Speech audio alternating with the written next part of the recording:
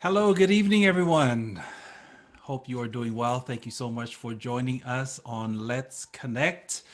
Glad to have you here. Yeah, my name is Liz. And my name is Orlando, and we are your Family Life Directors at the Ontario Conference. And we are just glad that we are able to connect via Zoom.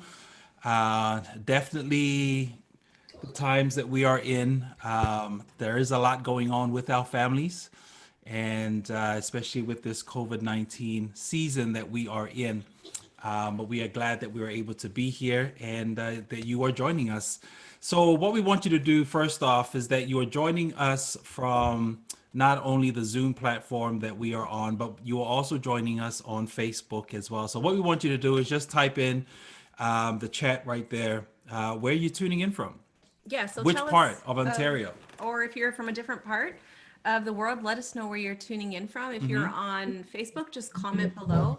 If you're joining us via Zoom, then put it on your chat and just tell us where you are from. Yeah, We'd yeah. love to know. Well, definitely I'd love to know. And also just write down like how you doing Yeah, how are during this you time. experiencing life right now? Yes. So we have someone from Brampton, of course, and from Thornhill, um, Gatineau, Scarborough, Hey, hey. Oshawa. Oshawa. Bowmanville is in the house. Glad that you are here. Oshawa. A lot of Durham folk. Richmond Hill. And Ottawa. Yeah. A lot of folks from Ottawa as well. Yeah.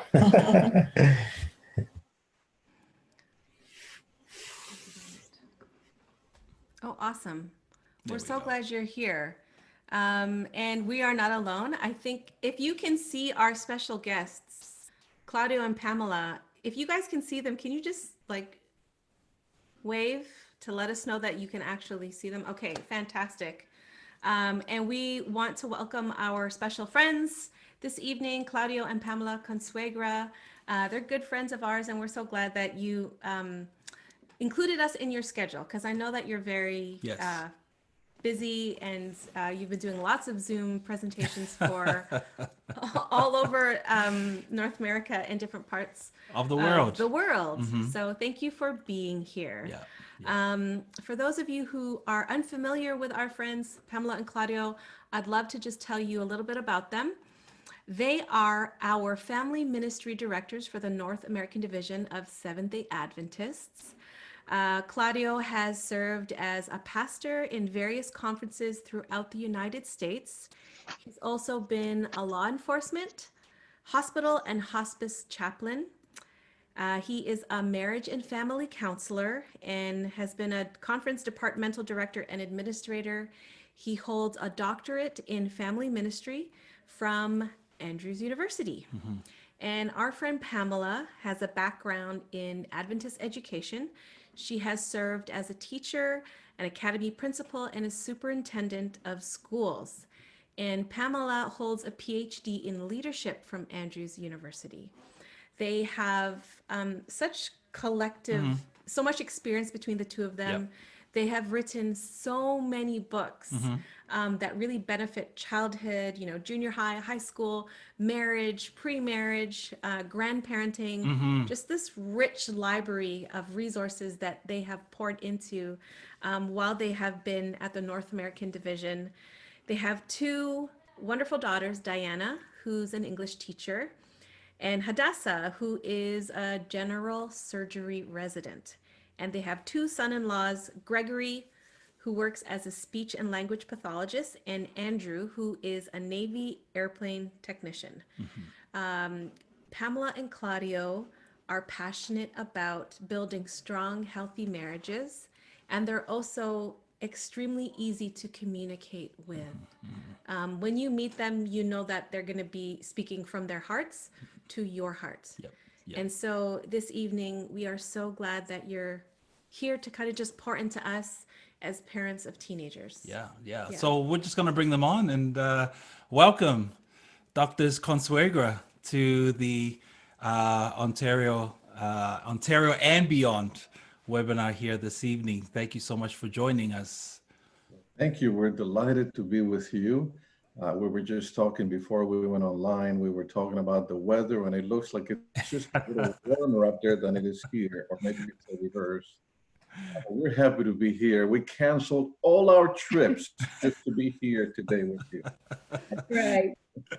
How are you both surviving during this time? I know that it's very different in terms of schedules and work, but how are you both coping? Well, for us, we're used to being together all the time because we work together side by side. We travel together. So it is a little different being at home Hmm. together, Hmm. actually. But we're enjoying it. His office is on the second floor, mine's on the first floor That's of the perfect. house. So we still have our times of work, but are also our separate times too. But the Absolutely. other advantage that we have is that we're both introverts, believe it or not. So it's okay for us to not be together all the time. It's okay if we're not talking all the time. We don't have to be mingling with people all the time because, hey, we're introverts, so we recharge our battery by being not by ourselves. So we're good. We're It, surviving. it's actually been a very productive time as far as writing. We have completed one book. The Oh second my book word. is in the final stage of editing, and the third book is on our computers already Oh Wow. Wow. wow. ready. You Wow. guys are like machines. Hmm. Hmm. So it's been Just a very productive time as far as developing resources and writing. Wow. That's yes. That's good. really cool. That's Wow. good. Wow. Wow. So just a quick question. I know that there are a lot of titles that you have written together, and more that are to come. What are some of the areas that you have written on?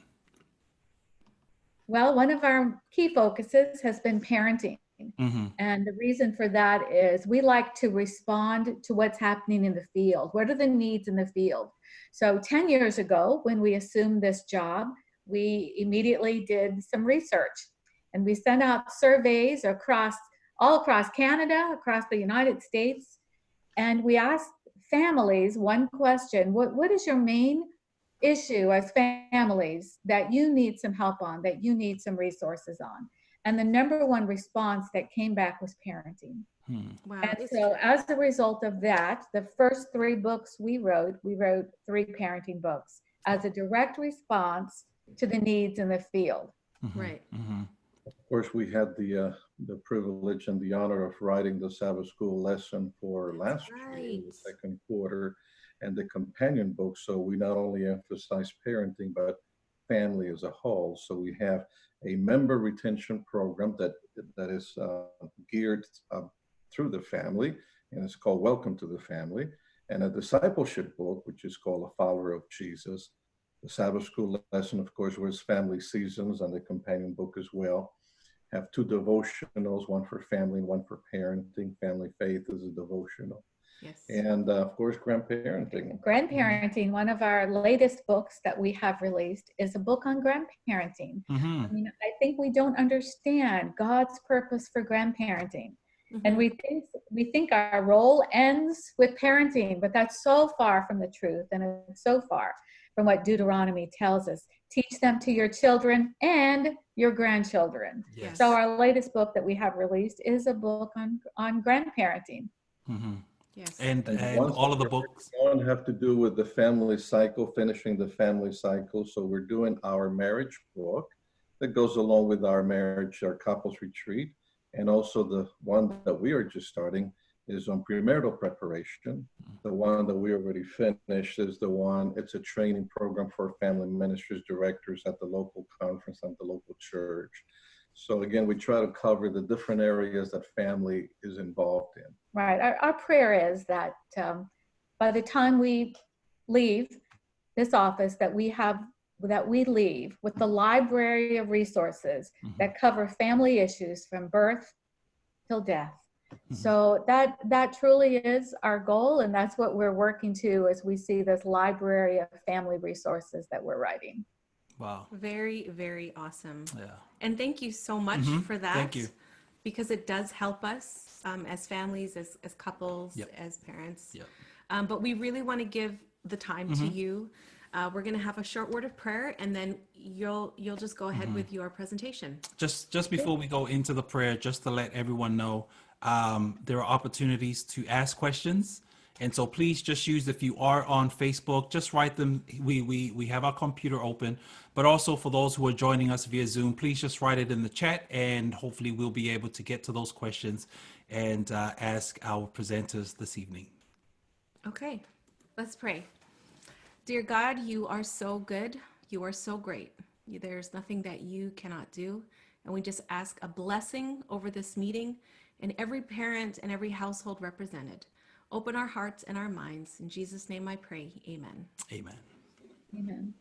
Well, our time with you tonight is going to look a little bit differently than we had planned, because as you remember, we were supposed to be with you there in Canada doing a workshop on parenting teenagers. But here we are in our home speaking to you there, and we're delightful for the opportunity.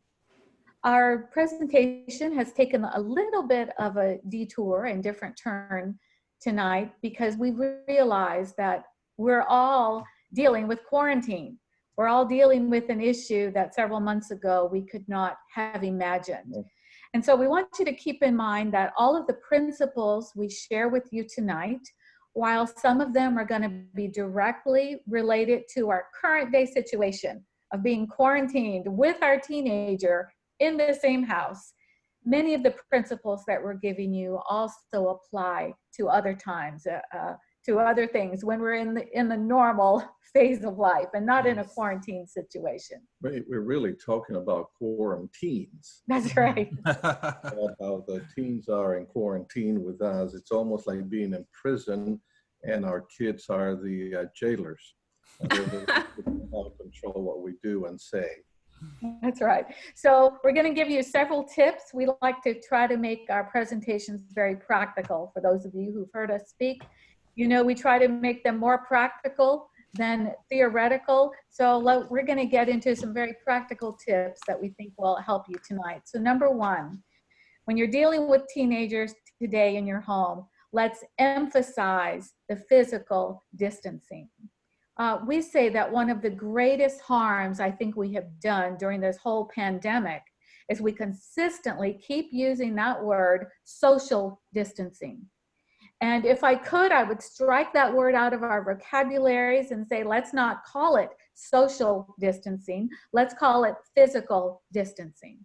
Because we do need to maintain those social connections and those social contacts. Granted, they look different today, but let's emphasize physical distancing and not the social distancing. It's so important for us as parents to explain the situation to our kids. Now, tonight we're talking about teenagers. So we're talking about young people who are able to understand a little more. But we don't do that. Instead, what do we say? We say, because I said so. Because that's a lot easier than taking the time to really sit down and have a dialogue with them.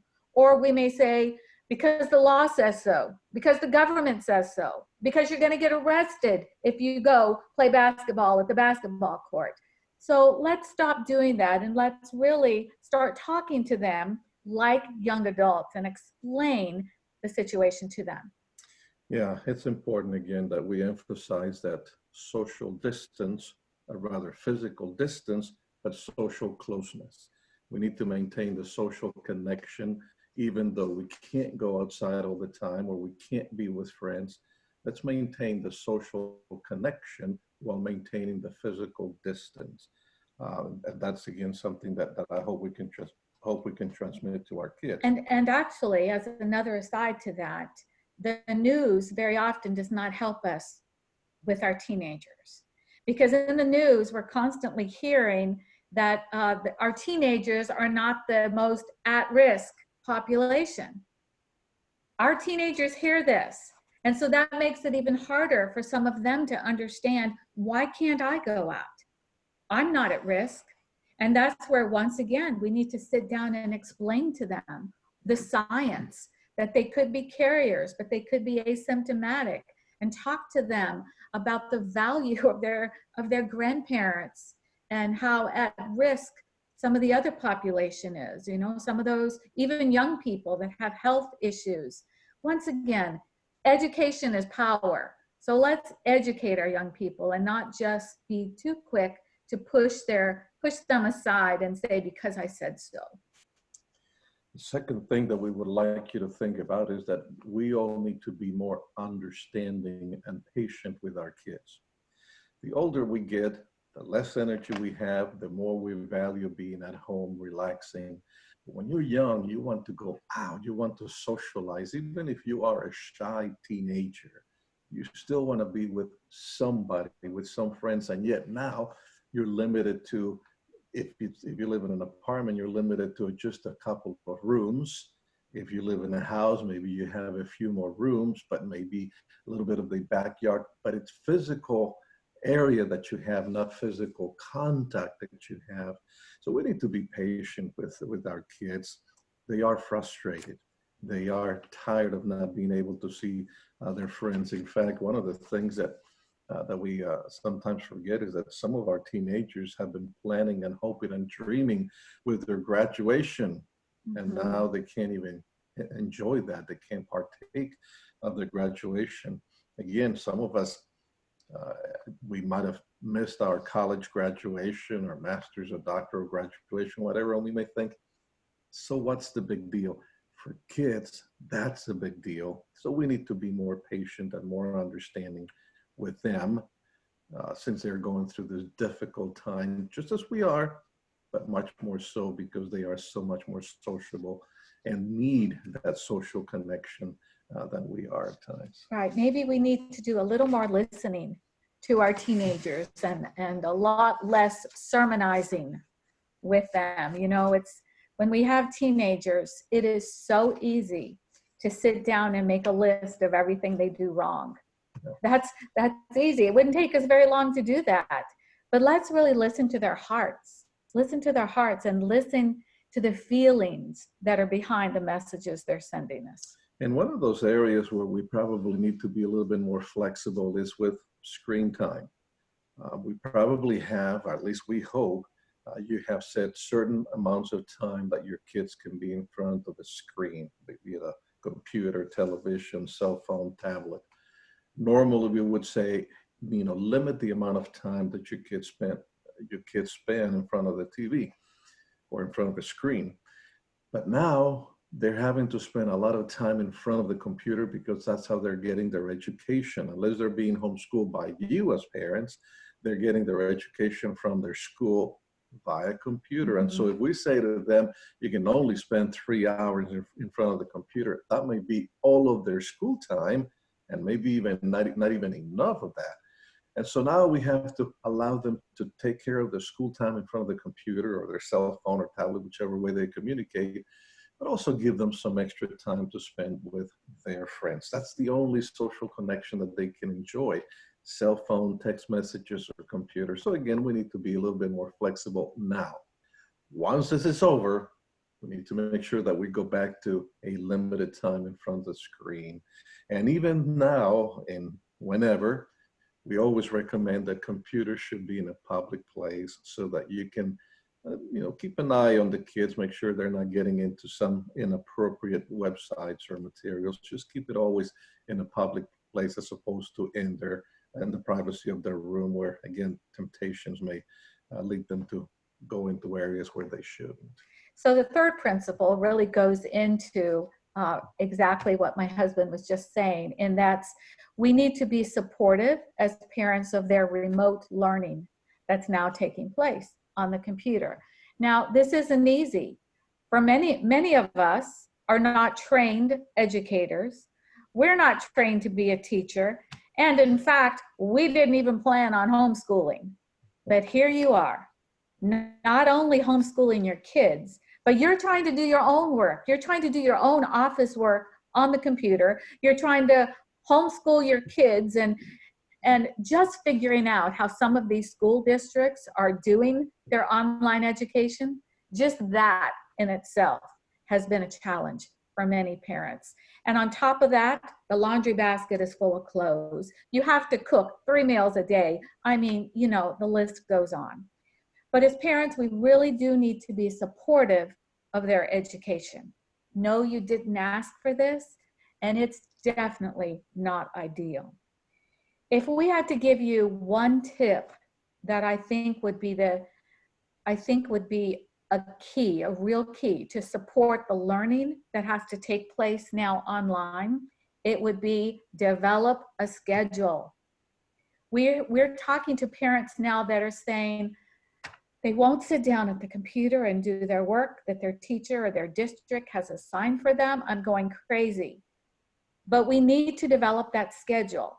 And that schedule needs to contain not just their schoolwork. You see, if you were a kid, not only a teenager, not only are you frustrated, you can't see your friends. Because remember, to teenagers, that peer group takes a very important place in their life. The older they get as teens, the more important that peer group is. And now that has been removed from them. So they're not doing their homework at school, and the parents are frustrated. Parents, make a schedule. But in that schedule, put breaks.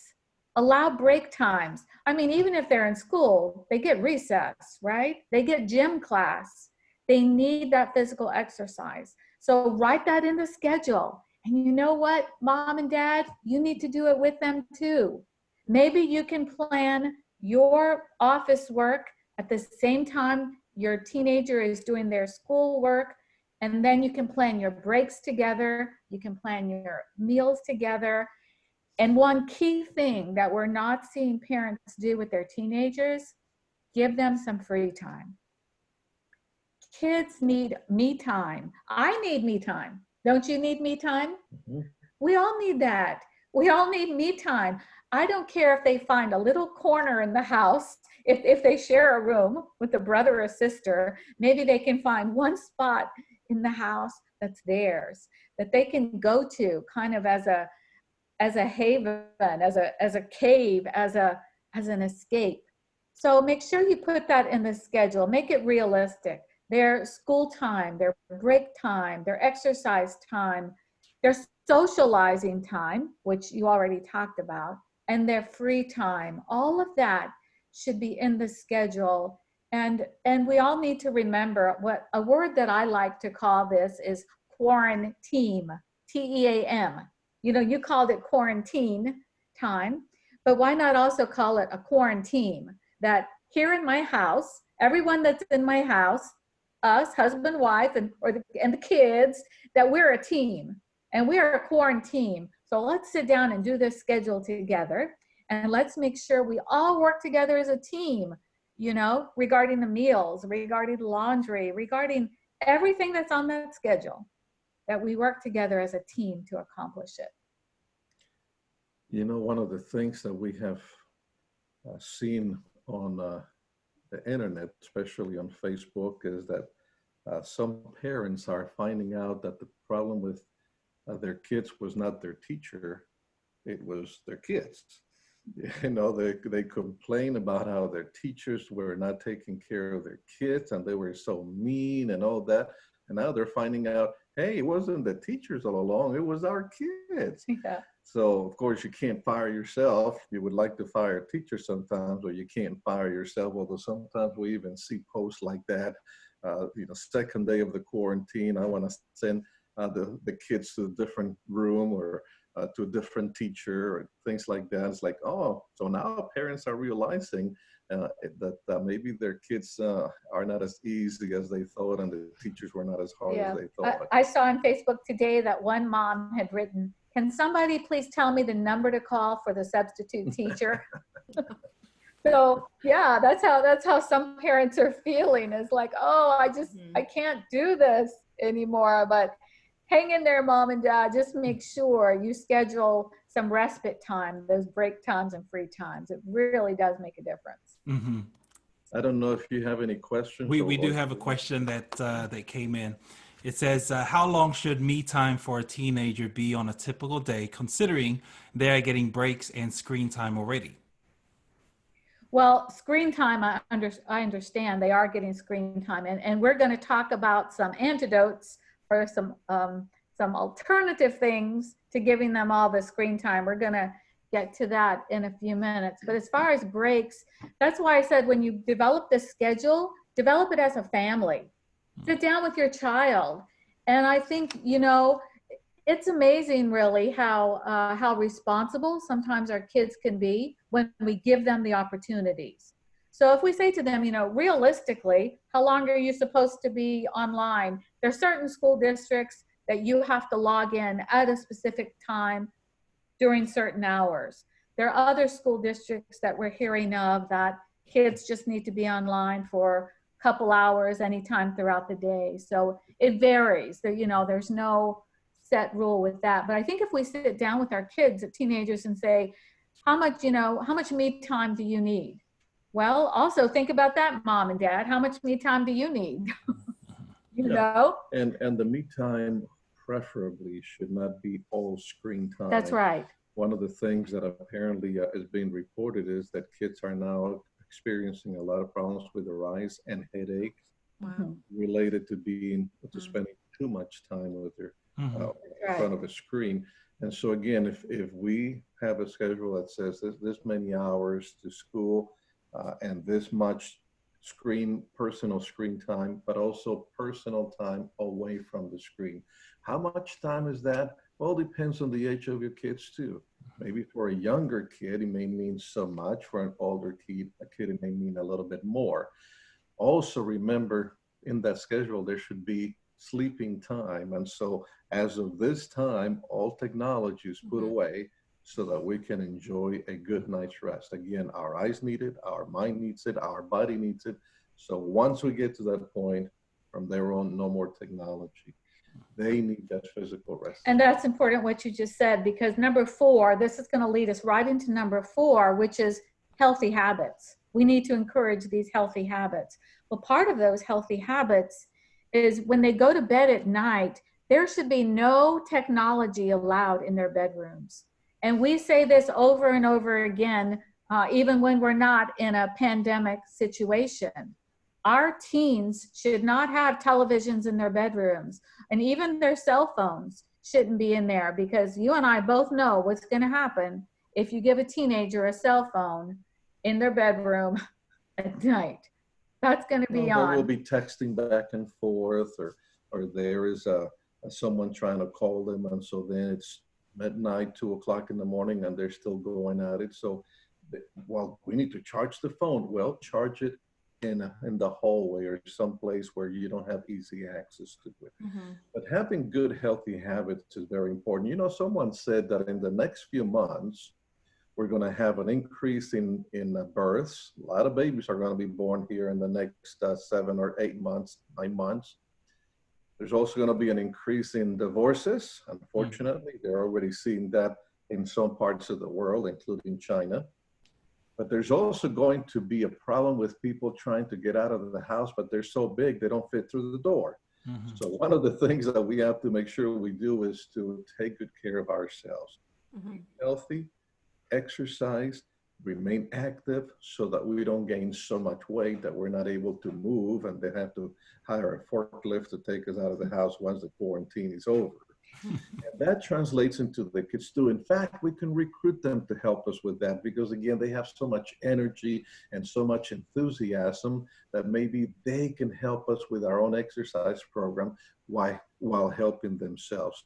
If you have a house and you have a backyard where you can go and jump and do those kinds of things, wonderful, do it together. If you have a small apartment, maybe you can go for a walk around the block 2-3 times a day on a good day, so that you can still breathe some fresh air and get some sunshine and not just be inside the walls all the time. So see how you can work on that health or all those healthy habits now, before you get to the point where you have to then go see a doctor or have to get serious into a weight loss program of sorts. The other thing that doctors are noticing today is I was reading some reports on this. Pediatricians are now noticing that, of course, this shouldn't surprise you since we're talking about teenagers. You know that teenagers typically don't like to get up early in the morning, and they typically like to sleep a lot. Well, what they're seeing now is these teenagers some of them can stay in bed all day.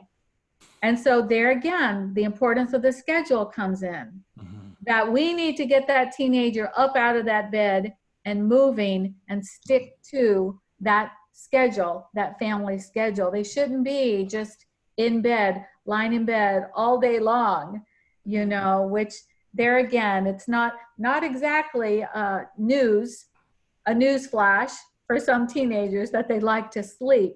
But now that they're given the opportunity, they don't have to get up and go to school. They don't have to get up and catch the bus, or go to work. Some of our teenagers have a job. So for most of them, they're not an essential employee. So they don't have to go to work. So what are they doing? They're sleeping a lot. So we really need to monitor the amount of sleep they get. Usually we say get enough sleep, but for some of our teenagers, we need to make sure that they are awake enough. Right. So just to go back to something that you had mentioned about screen time and not having devices in your room. So, I've heard it before that, just like you're saying, come together as a family, be able to talk about a schedule. And families also can come together and talk about what they can do to make sure that devices are not in the room. So one of the things is all devices are in charging downstairs in the kitchen, and that includes mom and dad's phone too. So how important is that? Critical, because we've seen so many parents who say, for example, you can't watch that movie's not appropriate. But as soon as the child goes to bed, mom and dad will watch the movie. Mm-hmm. Or mom and dad will say, okay, we have a family rule, no one can talk on the phone, their cell phone, during dinner time. But then all of a sudden dad's phone will ring and he will pull it out of his pocket and say hello, and then say, oh, but that's okay because that's my work calling. Yes. No, the rules that apply to the kids, to the teenagers, must apply to mom and dad. So there should be technology-free zones in the house, for instance, the dinner table, and there should be technology-free times. And sleeping time is one of those. Meal times is one of those. Worship time is one of those. And so again, we have to just set proper boundaries. There's a time for technology and there's time for no technology. And at night is one of those times when we should have no technology at all. The studies have shown the blue light, as what they call of the cell phone, affects your mind, affects your brain. So the moment that you look at it, you lose your sleep already. So therefore, then it's going to take them a lot longer to get back to sleep. So why take that chance and then have the kids be very tired next morning? And not only the kids, but we ourselves. Right. And unfortunately, we find ourselves, because of this pandemic, in an issue where all of our rules that we used to say have gone out the window, because all of our rules about how much time kids should be spending on the screen time, well, that went out of the window with the first hour of schoolwork they have to be on. And so we have to realize that we're in a situation where we can't help that, but definitely other than times that they're required to be on it for schoolwork, we have got to get a handle on that and monitor that and make sure that they understand that this is a special circumstance. Even though we may be breaking our rule now that you may be on the computer 3 hours a day instead of our limit of a half hour or whatever it is, but they have to understand that circumstances dictate this. Okay. We'll let you go ahead with your other points, and then we'll save our other questions till the end. Okay. And before we move on to the next point, one of the things in talking about healthy habits, we need to also learn to manage stress, not only for ourselves, but for our kids. And one of those things that we need to be aware of is when we are becoming stressed early in the game, so to speak, not when we are stressed and frantic now, but when we begin to see the temperature rising, when we're already feeling uncomfortable, that we use stress relieving techniques, whatever they may be for us. It could be taking a nice warm shower. It could be going for a walk. For some people, just practicing some deep breathing techniques. Probably the easiest one we tell people is to breathing through your nose to the count of 4, hold it for 1 second, breathe out through your mouth on the count to the count of 4. And don't breathe with your chest, so to speak, but breathe with your diaphragm. In other words, let your diaphragm go down, your belly expands, if you want to say it that way, because by doing that, you're actually allowing more air into your lungs. So you can think about that. So count to 4, breathe in through your nose, hold it for 1 second, and then breathe out through your mouth. When you do that several times, again, when you're beginning to feel stress, and you will see that that helps you to calm down a little bit. And we can teach our kids some of those same stress reducing activities, whether it's taking a hot shower, a warm bath, going for a walk, breathing. Those are some strategies, simple strategies we can also teach our children. The next item that we recommend, the next idea, is to validate their feelings, validate their disappointment. You know, something that we haven't always realized is that our kids, and we ourselves, but mainly our kids, are going through a grieving process. They have lost a lot. Much like much as when we lose a loved one, we go through a number of deep, painful experiences. Well, the kids have lost a lot too. They lost their school, and even though they're attending school virtually, they still have lost that classroom experience and the cafeteria and the gymnasium. So they've lost that social interaction, even with their teachers. They have lost, again, some of them, the opportunity to graduate, to march and receive their diploma and all the things that go with it. They have lost so many opportunities to go to the mall, to go to the restaurant, or to even go to, I suppose you get to, I don't know, Tim Hortons. I don't know. I imagine they have it open there at certain times. So they have lost a lot, and that manifests itself in frustration, anger. Sometimes what appears to us to be rebellion is just pain being exposed out. And so let's keep that in mind. In fact, I know you probably have heard Elizabeth Kubler-Ross's stages of grief, which is unfortunate that people have discredited her, because mainly because they thought that those stages would be linear, that they would follow one after another. But if we see it as different experiences in the grieving process, some of your kids may be going through some of that too, being in denial. You know, how could this be happening? You know, we were looking forward to our graduation. How could it be happening? Why is it happening to me? Maybe some anger, maybe trying to bargain. Boy, if you would allow me to do this, if I could just do that, then maybe I would do the other. You know, all those are different manifestations of that internal pain, internal grief. So again, we say, be patient with the kids and help them to process through their loss, through their grief, because that's a personal experience. It's not a rebellion. It's not simple anger. It's a manifestation of their loss. And number 6 is, let's just smile and have fun and make sure we put in that schedule family time. We have to have time when, as an entire family, we get away from the computer, all of us. And we talked about those no technology zones in our home. Family time in our schedule should be a no technology zone. And that includes no TV, because sitting down in front of the TV as a family does not count as family time. That is far from having quality family time together. So just think about all the fun things you can do. And in fact, let your kids help you. If you're sitting there thinking, I don't know what my kids would like to do for family night, ask them. Your kids will come up with some amazing ideas of things they like to do. Also, help them develop an attitude of gratitude. As hard as we have it, we actually have many, many things to be grateful for.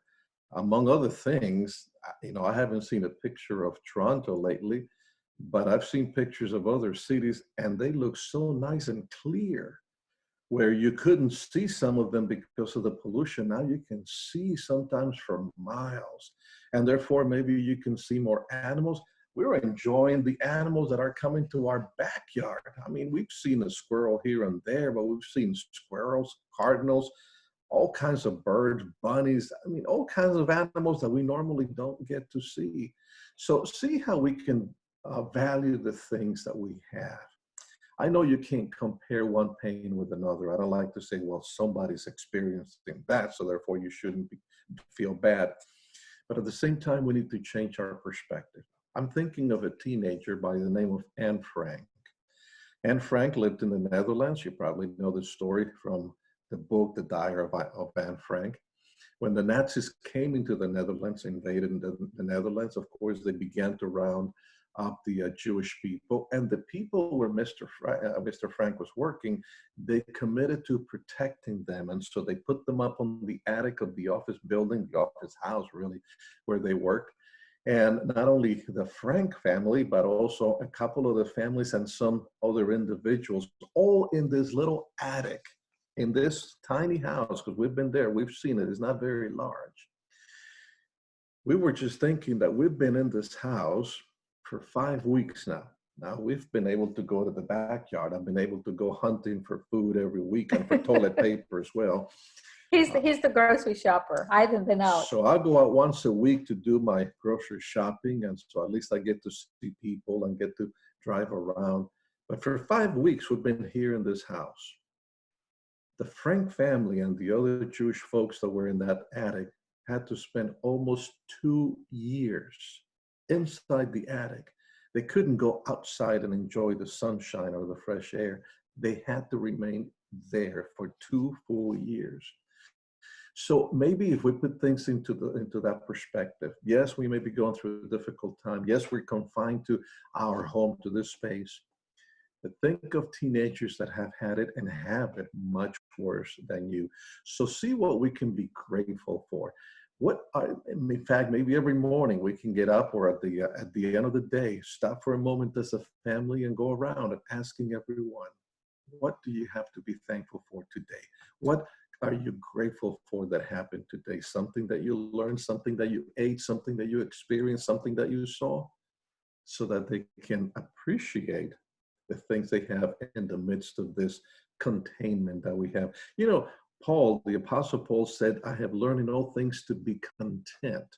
And he didn't write that while he was sitting at some beach enjoying the sunshine. He was in a prison, which was really a hole on the ground, on the rock. But yet he said, I've learned in all things to be content. That's because of that attitude of gratitude. Let's see if we can help our children also develop that. And the 8th principle is, even though we're quarantined in our homes, we can still help our teenagers find service opportunities. Find opportunities to minister to someone else, even during a pandemic. You know, if you look at the research, it tells us that some of the greatest philanthropists of today, if you do interviews with them and you start digging deep and asking them, why are you so giving? You know, you have all this money or all these resources and you're constantly giving to other people. And there's one thing that comes out as common among all of these. What is it? They did it as a child in their home. As a child, they grew up in a home that the family was constantly looking for opportunities to give back, to minister to their neighbors, to do acts of kindness for other people. So even in this pandemic, we can still do this. You know, Claudia and I have been trying to find ways to reach out to our neighbors. We have Muslim neighbors who live across the street from us. Beautiful family. And if you are aware of what's going on with them right now, this is Ramadan. This is a very special time of year for them. And yet they can't celebrate in ways that they're used to celebrating their holiday. So even though we don't celebrate Ramadan, we decided to make them a special homemade cake of a homemade apple cake I made them yesterday. And Claudio took it over across the street, put it on their doorstep, and then came back and called them and said, hey, there's something on your doorstep right outside your door that we left for you. Our teenagers can do things like that. If you have teenage girls, get them to or even boys, get them baking bread or baking cookies to deliver to your neighbor. Not for them to eat, but to share with Right, to somebody share, else. making cards, or what if you have an older person, a senior citizen who lives next door to you, and you notice their lawn needs mowing. Our teenagers can go help do some lawn work for somebody else. If they really want to do something and they're bored, one of the best ways to deal with boredom in teenagers is to get them involved with doing something for somebody else. And actually, you know what would be better? Instead of sending them to do the lawn for somebody else, you both go. That's right. Because when children get involved with their parents on some service-oriented project, they tend to see religion as more personal and more lasting. They remain involved in the church life a lot more. So instead of saying to the kids, you see that older person there, you go help them, you say, let's go help them together. That's right. You can still maintain this physical distance that we're under right now and still do acts of kindness for other people. And one last thing, and then we'll open up for questions, and that has to do with your family worship, family spiritual time. Sometimes when we are working and in school, we're so busy that we rush out of the house, and at night we rush into bed and forget to have that time together as a family, devotional time together. Well, we don't have that excuse now, and so maybe we can develop that new habit that we get up at a certain time. That's why that schedule is so valuable. We get up at a certain time and have our family time together. Doesn't have to be long. In fact, probably shouldn't be very long. It should be age appropriate. Maybe you can get the teens involved in organizing it and planning it. Maybe they can choose the story or the text that you're going to have for tomorrow morning or for tonight. But make sure that you have that morning and evening time together as a family. One of the things that you can do with the older kids, it's maybe you can, as a family, decide to develop a Bible game. For instance, we're going to develop a game based on the Gospel of John or the Gospel of Mark, which is shorter. I guess might be better to begin with. And as you read the Gospel stories together, you write some questions.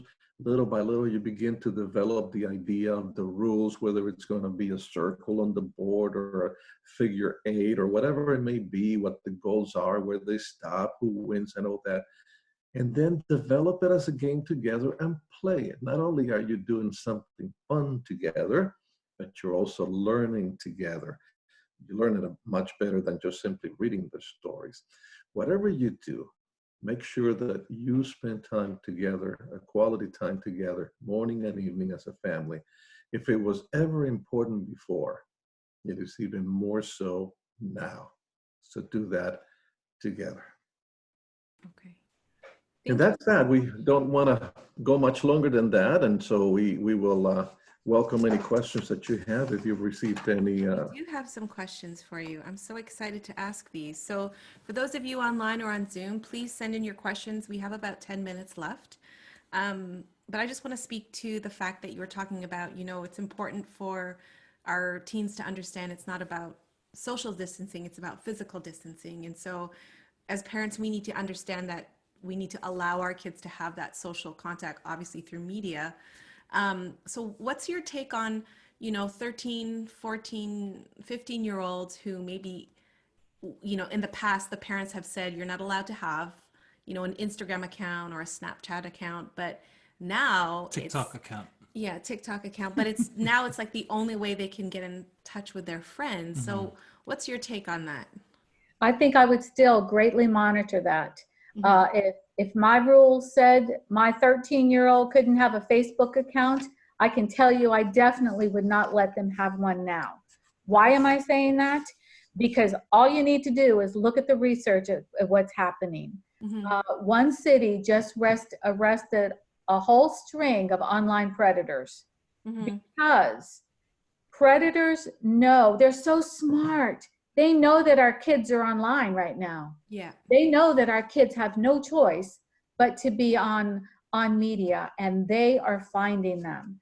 Mm-hmm. So if you're allowing, most of our schools, I think, are trying to do a really good job of finding on learning platforms and putting in as many protections as they can against predators.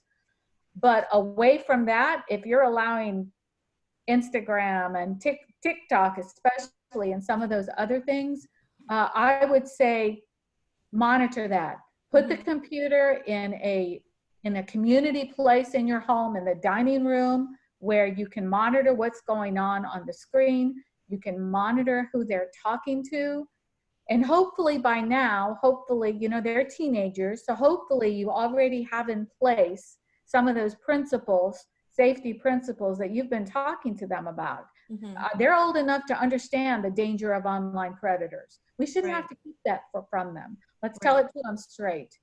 Okay. You know, one of the things that I might suggest, we always think it's important for you to know who your kids' friends' parents are. So maybe what you could do is to offer to connect or to let them use your Facebook account and connect to their friend's parents' Facebook account, or whatever the social media you're talking about, for a number of reasons. One, again, then you get to know the other kid's parents, but that way also they and you both can monitor what's going on, that nothing unusual or inappropriate is happening between them or by anyone trying to come into their relationship. I can probably tell you this. If you are changing your rules now and allowing them on social media platforms that up until now have been prohibited, what are you going to do in a couple weeks when this is over? You're not going to be able to pull that back. Once you open the door, it's Right. harder to close. If you open that door and say it's okay now, then you're going to have a hard time saying no in a few weeks. So be very careful to how wide you open that door right now. Okay. There was a question, and it's not in this forum, but it was asked at another forum that we were a part of. And the question was, so you give your child a cell phone, but now, and you're giving it to them when they're young. So now it's been like 2 years, you realize this was not the best thing to do. So they've had all of this access on the cell phone and maybe even set up their own Instagram and Facebook. So what do parents do now? They know that, what are some things that they can do at this moment? They've given them the access. Taking it back will cause, a whole lot of other issues. What can they do? This is what I would say. I would say, take it back. I would say it's okay to sit down with your child and say, I made a mistake. Mercy. But maybe what you can do, instead of pulling back 100%, here's an idea. If you've already given them the cell phone, your rationale probably was something like, they need to have a phone because I want them to be in touch with me during school, or be able to get in touch with me if they don't feel safe, etc. Okay. Take the phone away that has connections to the internet, and just get them a phone that has talk and text only. And then you can put some strong filters on the phone as well. But you can go and buy a phone that's not a smartphone. Sure. So get a phone that's not a smartphone. If that's your rationale, then let's do that. And I think it's okay to say to kids, the thing is, we have to really explain it. We can't just say because I said so. Sure. Let's explain the rationale. Look at the research, put it out there and say, these are the reasons, because I love you and I want you to be safe. But maybe, I still have a need for you to be in touch with me if you need to, if it's an emergency. So we're going to go change your phone. Okay. So on our chat here, there's a suggestion to use Go Guardian software to help monitor traffic in your network, kind of just see what's going on. But I had one follow-up question. What do you do then if we have teens who kind of create these ghost accounts? Sometimes their parents say, well, I want to know what you're doing on social media, so, give me access to your account. And they're like, oh yeah, sure, mom and dad. And they, give them the account access, but then they have like this secondary account where they're truly honest or posting all kinds of things. What's your take on that? Well, two things for that. Number one, that just exemplifies or puts a spotlight on the need for computers, and all technology devices must be in a central point in the home and not in the bedroom, so that you can monitor it. But if you find out that they are doing that, there need to be some consequences.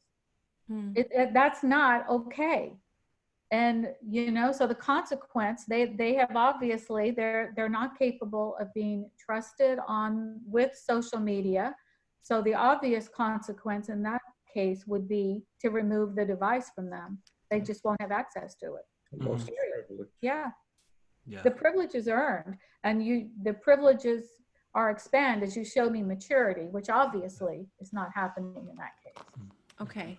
Are you familiar with the game Roblox? Have you heard of that?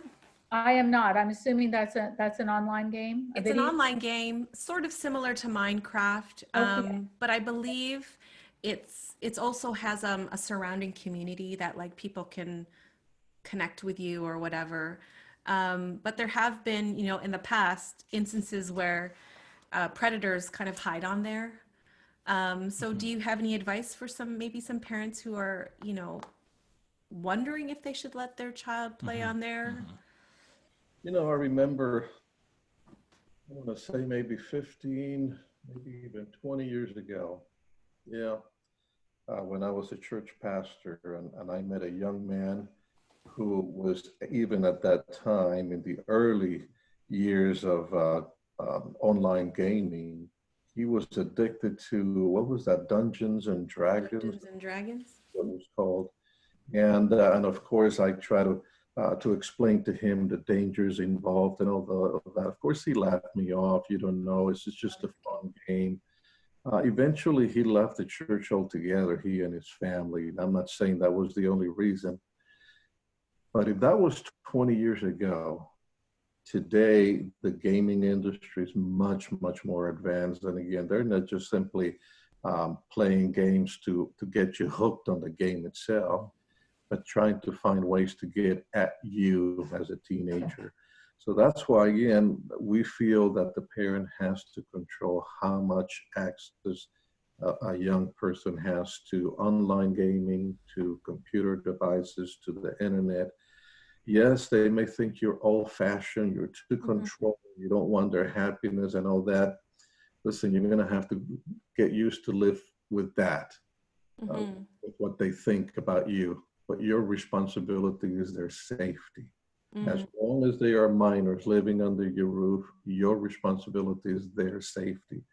And if that means you being old-fashioned, overprotective, or whatever, so be it. I can live with my conscience clean, that I did everything in my power to protect my kids.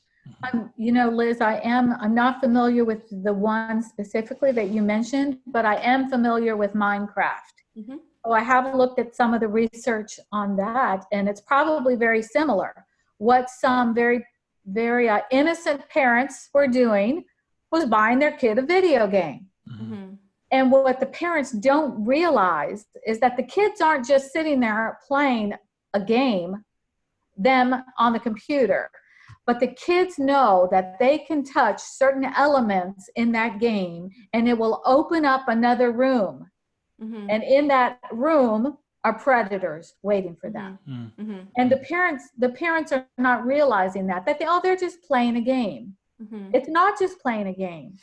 Parents need to educate themselves on some of the dangers, the hidden dangers that are happening with these video games that sometimes as older adults we're not aware of, but I can promise you, your kids know. Right. Your kids know how to get into those rooms where other people are, and the predators surely know. Okay. Thank you so much Thank for just sharing with us tonight. Really appreciate it. I know that we're scheduled to end. Yes. Yes. And, just before we end, we will give you maybe just one more minute just to kind of wrap things up and just encourage every parent that is here. But just kind of what you were talking about in terms of safety, it is the number one responsibility of the parent And there are some ways, as one who has put it on, Brother Bailey, that when you do get a smartphone, the first thing you turn off is disable the location. So there are smart things to do as parents, when you are getting these devices. But yeah, it's just, I don't want to say common sense, because sometimes common sense is not as common as we would like it, but the safety of your child definitely is in your hands. And so we just want to give you just, last minute, just to kind of wrap things up and just encourage the parents who are on here, who have heard some new things, just to go out and step out in faith and put them into practice. We just want to share one quick thing with you in closing. And I want you, since we're talking to parents of teenagers tonight, I want you to pretend that you have a 13-year-old in your home right now that you're quarantined with. But then I want you to go forward 5 or 6 years, okay, into the year 2031. Let's go. And your 13-year-old today in 2031 is now starting college. So I want you to pretend that that college kid walks through the door of your house and your college kid says, "Hey, Mom and Dad, in history class today, we talked about the 2020 COVID-19 pandemic. And we talked about how really bad it was." Mom responds, "Oh, it was horrible, son. We all had to stay home in quarantine. Our home became a virtual workplace. It was our office, and we had to homeschool you. The malls were closed down. The theaters were closed down. There was no transportation. Your graduation was canceled. The prom was canceled. Don't you remember it, son? You were 13 years old at that time." And the now college kid responds, "What I remember were lots of family game nights. I remember all the scavenger hunts in our backyard. I remember eating dinner as a family every night, the family worships and prayer time together. Honestly, Mom and Dad, that was the happiest time of my entire childhood." So we could make this a horrible time, or it is in our power to make it the most memorable, positive time for our kids. Absolutely. Thank you That's both true. so much once Thank again for you. your time and just pouring into each of the families that have been logged on this evening. I'm sure that everything that you have said has resonated, and we hope that God will give us the strength to implement, as we carry on. We pray God's blessings upon you and the work that God has entrusted to both of you. And we hope when all is said and done that one day we will meet physically somewhere. If not here, then definitely in heaven. So please close us off with a word of prayer as we finish off tonight. Father God, what a challenge we have with this quarantine time, but also the fact that we have teens, that we have children who are frustrated, who are sad, who are baffled by all this